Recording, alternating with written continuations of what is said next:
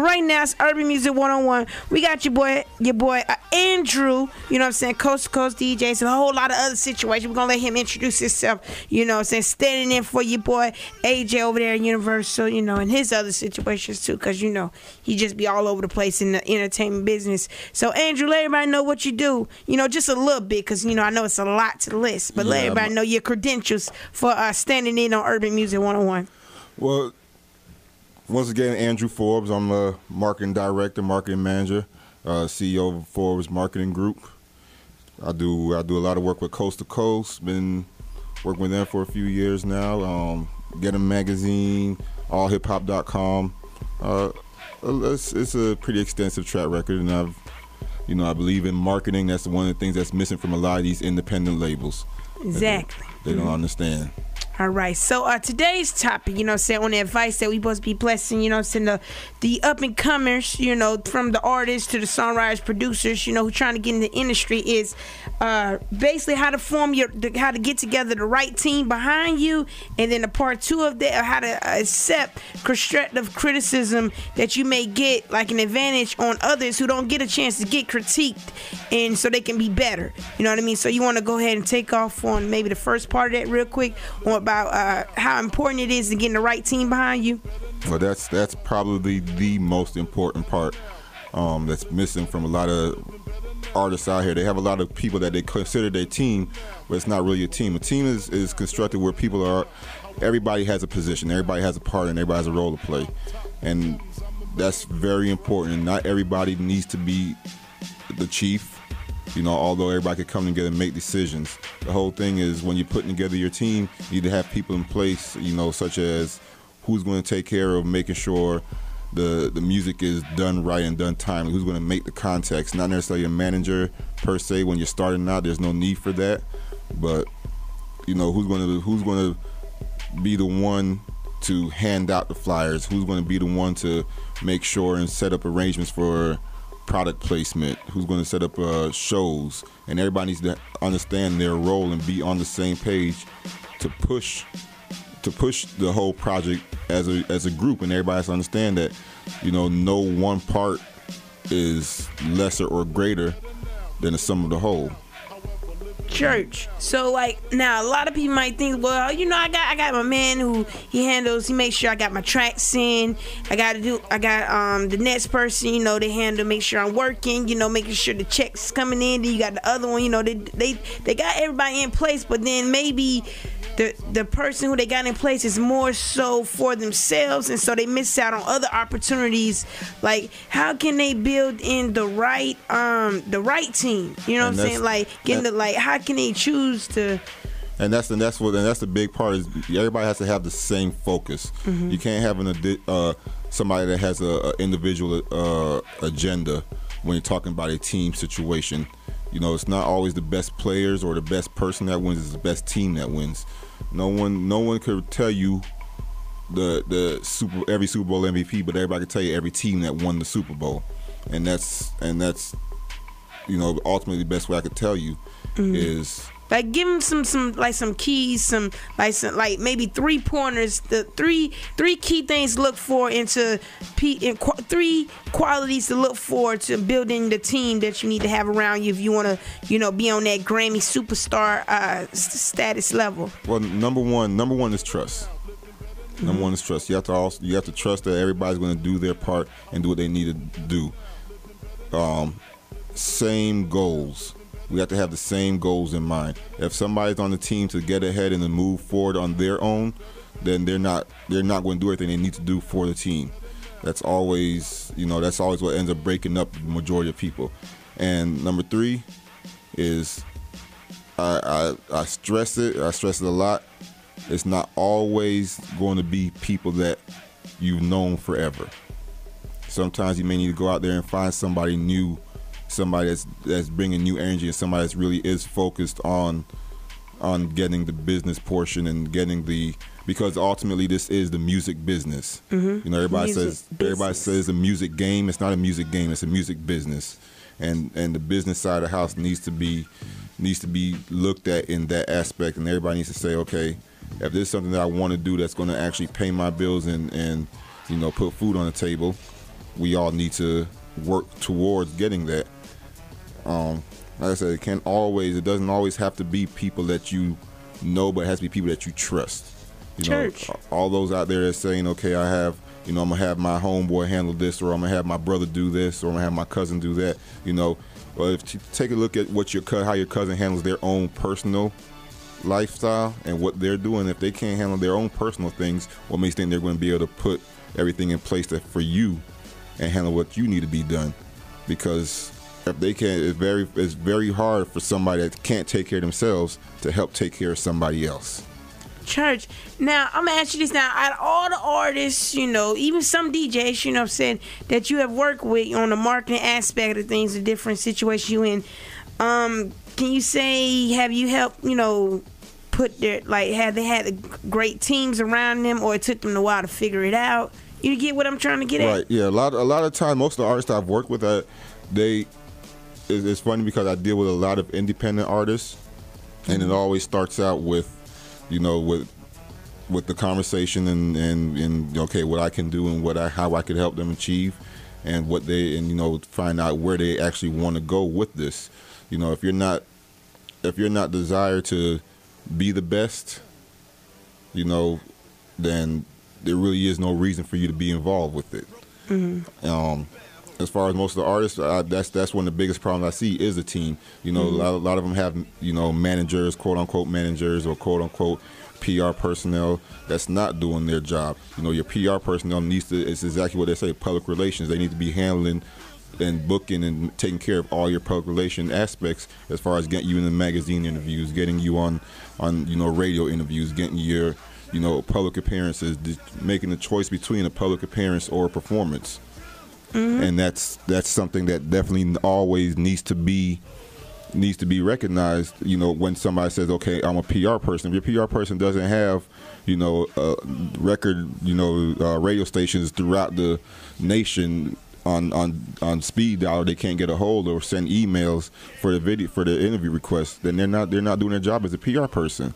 As a manager, your manager should not be getting paid unless you're getting paid. So your manager needs to be on the phone booking shows, and trying to figure out the best way to make sure you get in that position the way you are making money for your craft.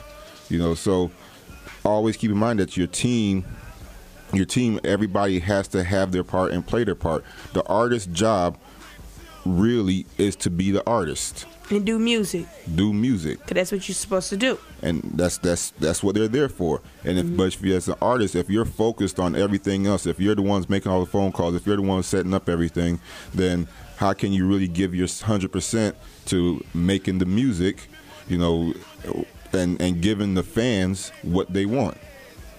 Church. And that's what happens a lot of times when these folks are out here when they say they have these teams, but yet the artist is the one that's setting up their own interviews and setting their own photo shoots and set up their own appearances. Their manager, their team, their quote unquote team is not doing anything.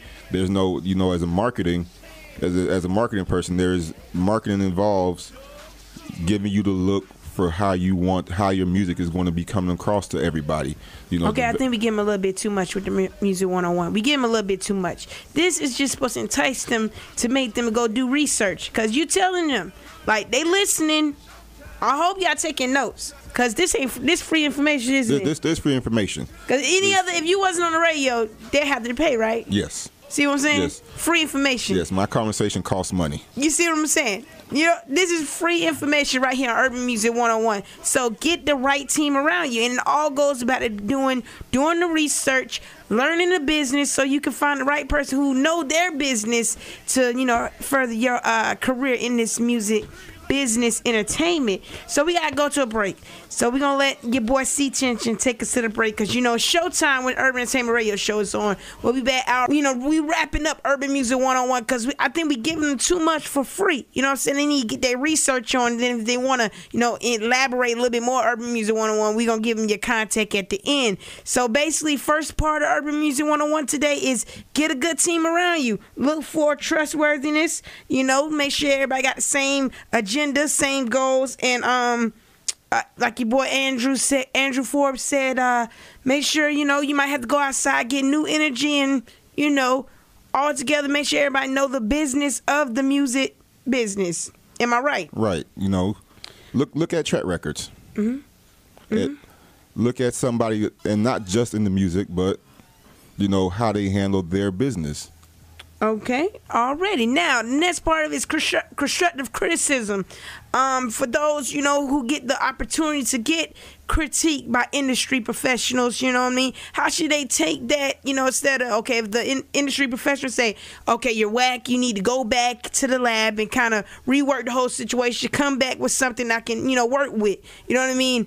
How can someone, you know, accept that, take it, and as opposed to somebody who doesn't have the opportunity to get that kind of one-on-one, like they getting, kind of like what they getting right now. You know, how can they, you know, appreciate that?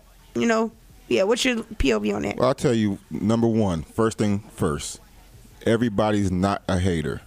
If somebody does not like your music, that's their preference. That does not mean that your music is bad. It just means that it doesn't appeal to them.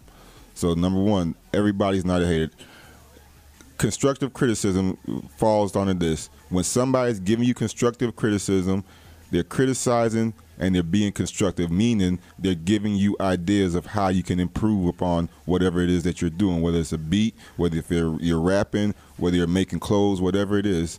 If they are just telling you that it is horrible, but not giving you a way to make it better, then yes, they're just being mean-spirited. But criticism, constructive criticism, is just as the name says. They're giving you the tools to build and make it better. So when you take somebody and somebody's telling you, when you're being criticized at a open mic or at a beat contest or wherever you are, and the panel tells you, hey, you need to work on this, you need to work on that, you know, this is not appealing, or you need to do this, that you need to take that and understand that as a professional or somebody that's on a panel, they've been where you are. They just want the best for you, pretty much. And they're trying to actually help you build and get to where they are. You know, you don't always want to be in the audience. Obviously, if you're holding the mic in your hand, you want to be the person on stage. And if somebody's giving you the information to tell you how to be that person on stage, you need to accept that, because they're the ones on the stage right now.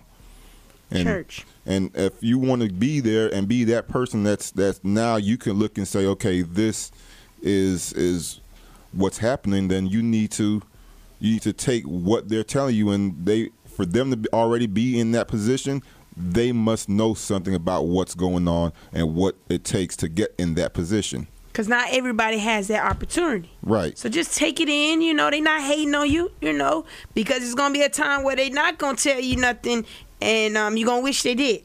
So Urban Music 101, I think next week we're going to have, it's going to be the MTV takeover. So it's going to be another, you know, more advice. And then the submissions, y'all can send them in, and we're going to play it here live so y'all can know. You know, I hope y'all taking notes, you know what I mean? urbanmusic101@gmail.com. Any questions or anything like that. So before we let your boy Andrew get up out of here, because, you know, I know you got the Coast to Coast mixer going down tonight. Yes. Let everybody know, you know, say what you getting into these days. You know, I know we know you part of Coast to Coast. You work very close with them, but what else are you getting into? Once again, we have the Get 'em Magazine situation. Get 'em Magazine, got to let them know that we love them out there in Pensacola, Florida. They're one of the big entertainment magazines of the Gulf Coast. Actually, for your guest coming in today, I believe, yes. Mike Bless. Yes. Slide. The first magazine that he was on the cover was Get 'em Magazine. Church. You know, so you know, we've been helping artists for a long time. We also have of course, everybody's familiar with allhiphop.com, or you should. Okay. Make sure you check them out. We just started a hip hop music channel out in the Bay Area, working with them heavily. It's a lot of situations going on for me as an independent marketer. So let them know where they can hit you up at. You know what I'm saying? Because the Urban Music 101, you know, they hit you up. You might be generous if you see they grind.